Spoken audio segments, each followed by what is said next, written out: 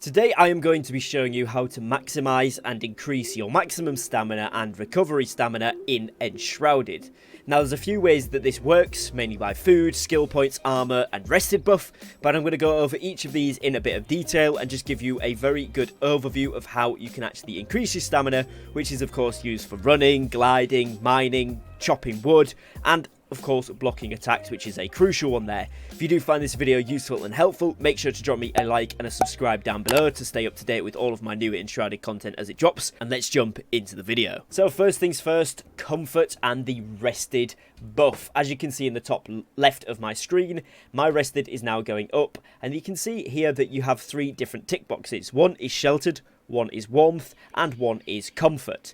Now, comfort can have different levels depending on the level of decoration and how many decorations you have. So, for example, in this area here, you can see that we've got the beds, we've got a table, some stools, some light sources, we've also got the fireplace, we've also got all of this bathroom furniture, the rug, and the wall-mounted heads. Now, as well as this, we've got the table and the chair, which also contribute to the comfort level. It is worth noting that in this game, it doesn't all have to be in such a confined area. Personally, we've just created this like we have here because we like the cozy feel to it. But you can have it in a more spread out fashion around the base if you would like to. As long as that level in the top left of your screen where it says rested is going up, you are doing it correctly. Now, this is going to be a massive bonus because what this actually does, if we go into our character menu and into status details here, it says increase stamina maximum and regeneration. Now, the higher the level, the longer this lasts for, so that's why you would want to increase it. And as you can see here at level 52, I have almost an hour's worth of rested, and that basically gives you up to about 220% stamina, give or take, depending on your armor and some other variables, which we are going to cover. Now, quickly, how do you actually increase your rested level then, or the level of comfort that you have in an area? First things first, if you are starting off the game, it will be in the workbench here. And if you go ahead and scroll down here to the comfort section, you can see that you have got a couple of options for beds. When you go onto the interface, it will show you how much comfort each item gives you. So, for example, the crude wooden bed here gives you +2 comfort, whilst the crude mattress only gives +1. But right towards the start of the game, you may only have the materials for the mattress and can move on to the bed once you have extra. And as you can see, this one actually requires you to have the mattress in order to build the bed, so you will need to have one and then progress onto the other. Now, if we go into something like a table, you can see here this one gives +1 and this one gives +2. So ideally, you want to build this table here rather than the first one, as it gives more comfort. It is worth noting where some things are just common and decorative, like this one here. You can see there's no plus comfort level to it. And it's also worth noting that once you go into something like illumination here, where several of these options are available to you and some of them give plus comfort, this one's just decorative, this one gives +1, but this one gives +2, it's only going to give you the bonus from one of each archetype. So for example, one illumination source is going to give you the highest one you have available. However, of course, you may want several for aesthetic reasons. Now, once you get a bit further into the game, you will unlock the Carpenter NPC, who will, of course, unlock some extra options for you in terms of comfort. So, of course, beds you can even increase from what I've currently got there, but you can increase these, and this is kind of the end game bed here, but you can craft stone beds and ornate wood beds, and also a wooden bed. Now, the wooden bed doesn't give you any more than the one I have got down there, but once you get onto the ornate, that's +3, then +5, and then +6. So these are really good. You will of course need the requirements up here, which as well as the carpenter here is the table saw. So it will require some quests and general progression in the game in order to be able to unlock and subsequently build these items. But if you keep updating this as you go along, you keep increasing your comfort level, it is going to massively help. You can see here there is different types of tables, different fireplaces. Now this is really important because fireplaces also give you the warmth tick which you need in the top left to actually increase the timer on your rested buff.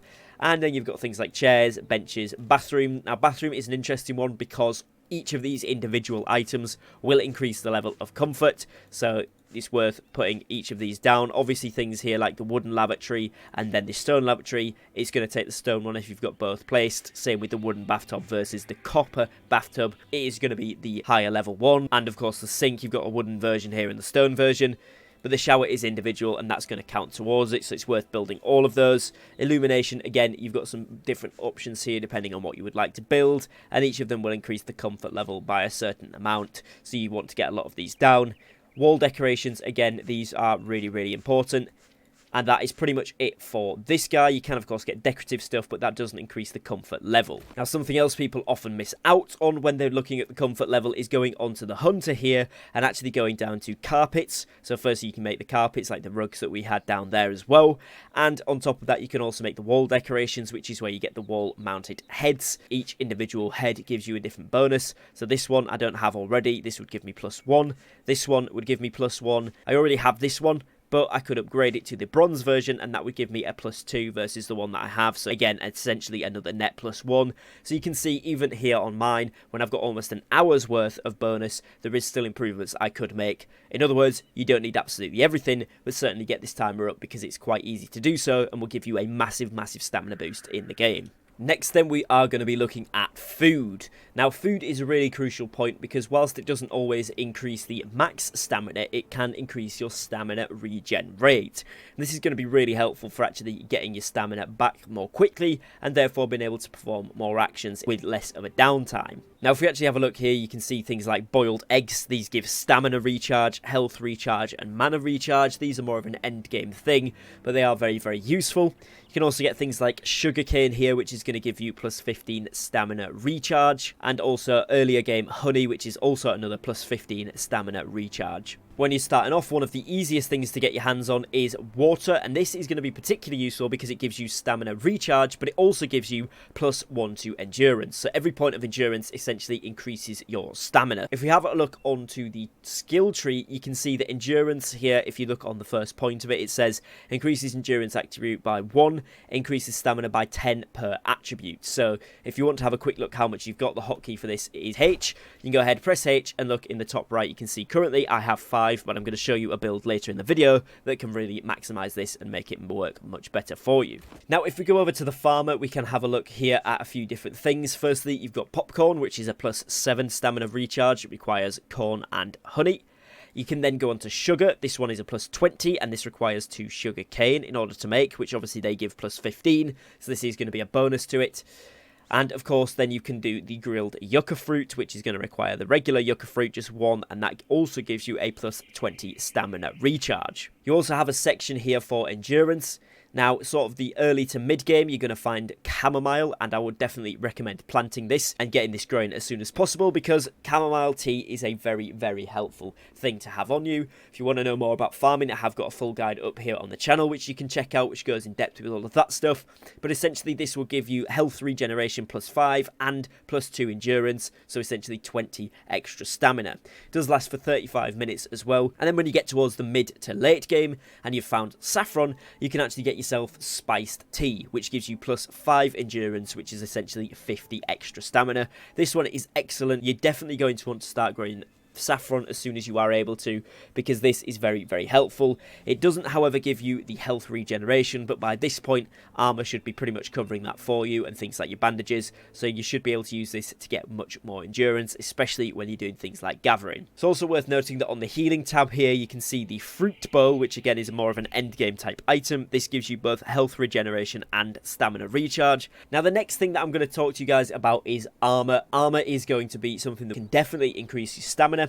If you look on a piece of armor such as the soldier's helmet I've got equipped here, you can see that it has physical and magical resistances in the 2 sort of main boxes in the middle, and just underneath that it gives you a list of perks or bonuses that are available. So +15% melee critical strike chance and +12% critical strike damage.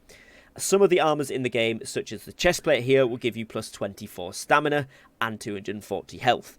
So these can be really, really good, as you can get some sets that really increase this by quite a lot. If you are looking towards end game stuff, if you go into the hunter here and look at either the Dead Eye set, which will give you on the chestplate +48 stamina, on the legs it will give you stamina regen +4 and 9 stamina, and on the boots you will get -700 stamina timeout reduction and +3 stamina regeneration. That is essentially going to mean when you lose your stamina, it's going to start regenning faster, and then when it does start regenning, it's got more regen there, so that's really good. You can also look at the Deerstalker set here. This gives you stamina and sprint speed on the legs.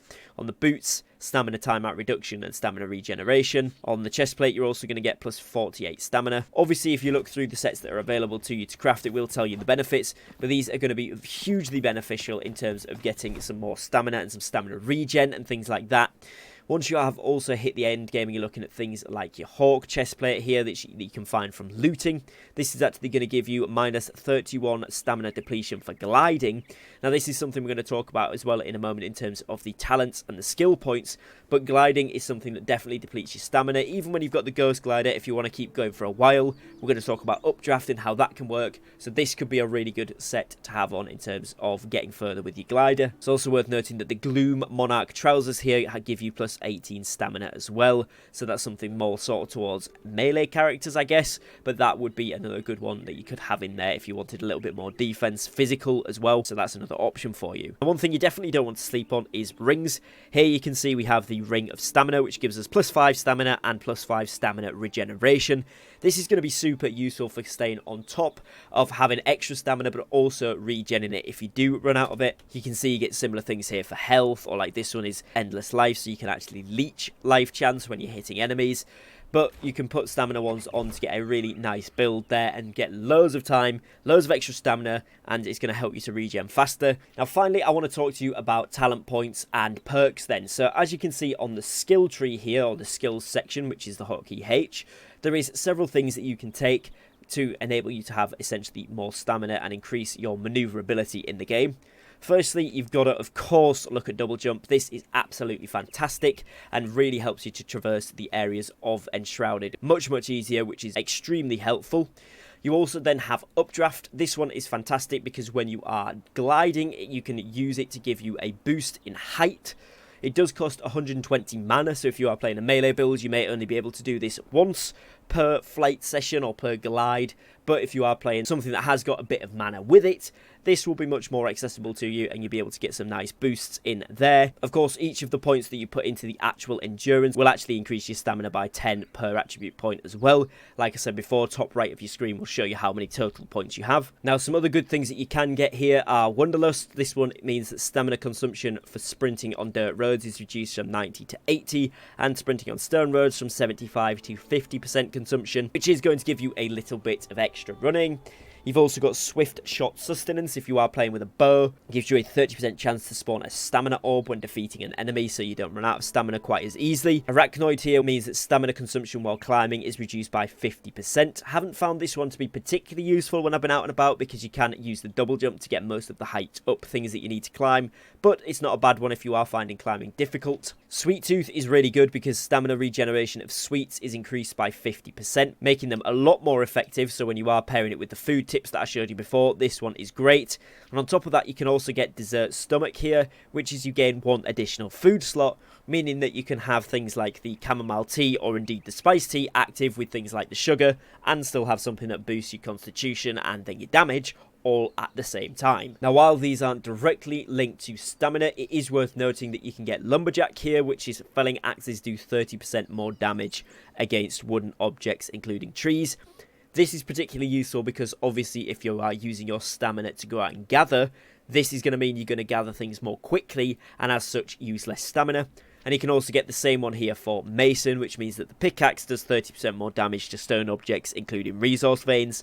Same deal here, you're going to be getting them faster, so therefore using up less stamina. So hopefully this video has helped you out. If it has, please be sure to leave me a like and a subscribe down below. Let me know in the comments if you've got any other methods for increasing your stamina, which I haven't included in the video. And other than that, make sure you are subscribed, because there's going to be tons more Enshrouded content coming out to the channel very shortly. But I would like to thank you for watching, take care, and peace.